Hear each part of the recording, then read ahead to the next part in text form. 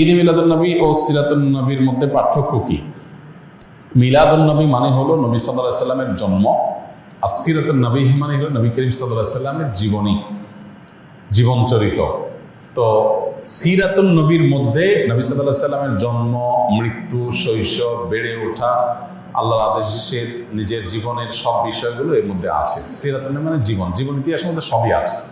আর মিলাদুন নবী হলো সিরাতের অর্থাৎ নবী সাল্লাল্লাহু আলাইহি ওয়াসাল্লাম পুরো জীবনের একটা অংশ।